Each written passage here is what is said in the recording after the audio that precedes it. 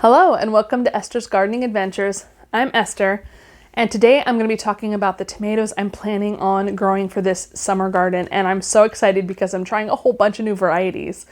But before I get going on those details, let me mention that if this is your first time hearing about something, I'm going to talk about winter sowing, which is basically I'm using milk jugs as mini greenhouses to grow my seedlings outside instead of growing seedlings under grow lights indoors. So you're going to hear me talk about that a little bit. And you can check out my Winter Sowing 101 series where I talk about everything about that process. But today it's all about tomatoes. So I last year winter sowed, grew several tomatoes, two different types of tomatoes actually from seed. It was my first year gardening and trying the winter sowing process as well. And this year, instead of trying to get a mass amount of produce from one type or two types of tomato, I have decided to go with varieties. And the reason I'm starting the seeds now is mostly a preferential choice, but basically in my area, around now is when the tomatoes start, within a week or two, the tomato seeds will start to sprout in the jugs. And so I'm getting them in the jugs just around the time that they would start getting the signals from nature to start growing anyway. And also I'm trying to make it a little bit later in the season because last year we had a weird, well not a weird, but a freak frost in May that made it hard to transplant out the tomatoes, and so they had to stay in containers or I had to transfer them into other containers so they wouldn't get root bound. So this year I am waited a little bit longer to start my tomatoes, but if this is your first time winter sowing, there really isn't any rule as to when to start your seedlings. It's not too late to start them now, especially if you're in a cooler climate 1 through 7. And then it's basically not winter sowing, it's called jug sowing if you're doing it in the late spring or early summer, but you can basically use this process anytime to grow vegetable, herbs, anything. Okay, so let's get to the tomato varieties. So I'm going to start off with the ones that don't have pretty pictures. The first one is, and I've heard this is a little bit harder to grow, so I'm probably only going to try a few of them, but it's red Brandywine tomatoes, and I got, here's my seed packet. I got them from the Little Shop of Seeds, and I've heard they're a little bit more challenging to grow, that they like a certain type of acidity of soil and all of that.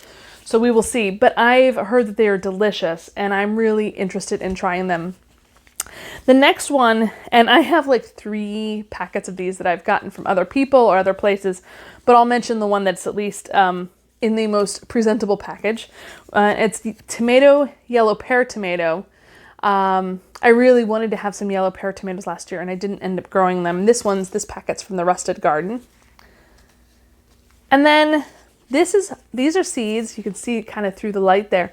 These are seeds that I harvested from a plant last year that I got from a seedling that I got from somebody else. I didn't grow it from seed myself, and it's Gardener's Delight tomatoes.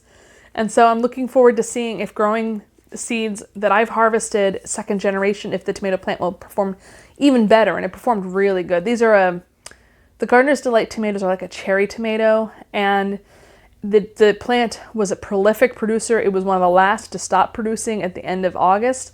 And the tomatoes were just really delicious. So I am looking forward to having these again this year.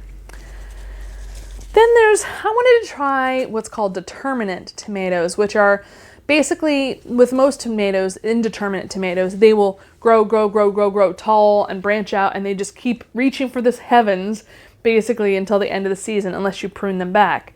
But with determinate tomatoes, like this Rutgers tomato, and I have it taped up because the seeds were coming out, but the determinate tomatoes, like this Rutgers tomato, basically they grow to a certain height, they branch out, and they produce all of their fruit, all of their tomatoes basically at once. And I'm really looking forward to trying this. I've never had a determinate tomato before, and I am excited to see the adventure of trying it. Now, there are 2 types that I got from the dollar store. One is sort of a backup option, and that is beefsteak. And if you recall, I am trying to grow 15-year-old tomato beefsteak seeds. And this is sort of my backup option in case none of them sprout. I'm just going to grow a few in a jug that I'm going to split up with this other type of tomato to see, you know, I can always give them away if my 15-year-old seeds sprout, but I really kind of want some beefsteak tomatoes this year now that I got thinking about it. So I know I need more faith, but, but this is 25 cents, so it doesn't cost me that much to have more.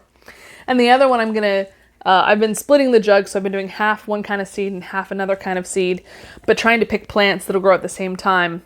And so I got the Roma tomatoes, which are great for making sauce. And I actually really love Roma tomatoes. Like if I go to the Latino market and I get lime and cilantro and Roma tomatoes, and I like to mix them with feta cheese and garbanzo beans, a little olive oil and lemon juice, and it's like a wonderful fresh summer salad. So I'm going to try growing Roma tomatoes.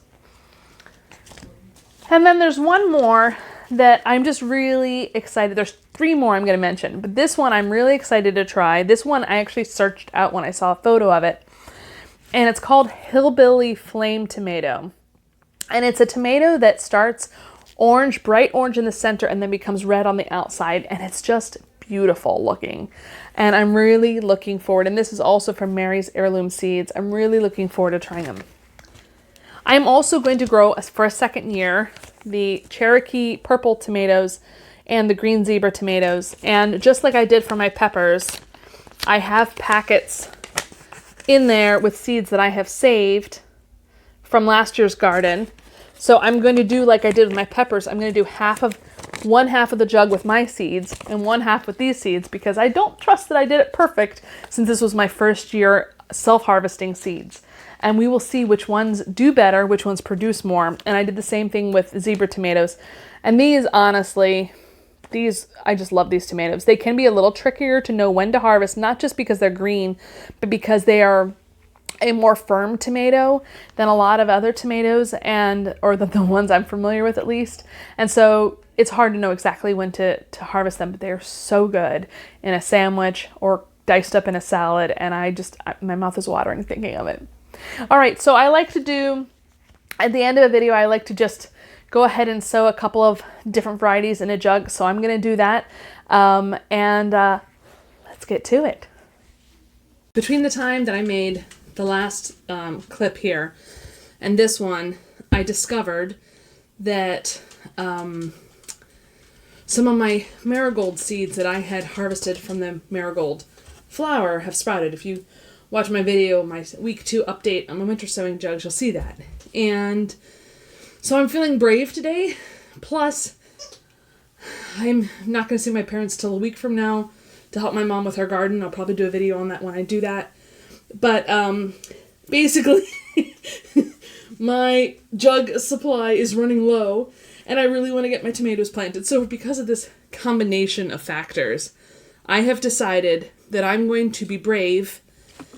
And so the seeds that I harvested for the Cherokee purple tomato and the zebra tomato, I'm gonna use the envelopes that I have in here of the seeds that I harvested. And I did follow the instructions that everyone has online for how to harvest tomato seeds. So hopefully I did it right. It is scary trusting, but the good news is, if these didn't work, I'm growing plenty of other tomatoes that I'm gonna have more than I need individually. So I'll have tomatoes. I may not have my 2 favorite varieties. They're favorite because of the only ones I've grown. But I may not have my 2 favorite varieties, but I'll be okay. So I think it's worth it. And knowing me, I may end up planting another jug with the regular seeds instead of my own. That's the fun about being a gardener. You can change your mind at any point, pretty much. You have the freedom to decide. All right. Now to some fast forward action.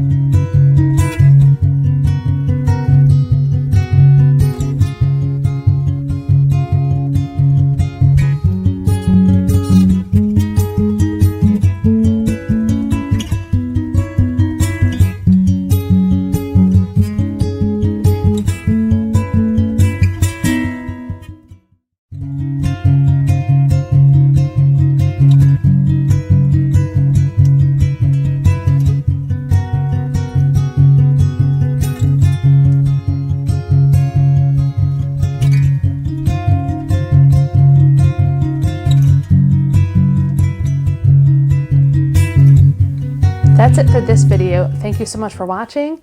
If you enjoyed this video, please hit the like button. And if you aren't already a subscriber, please consider doing so. Otherwise, I will see you next time.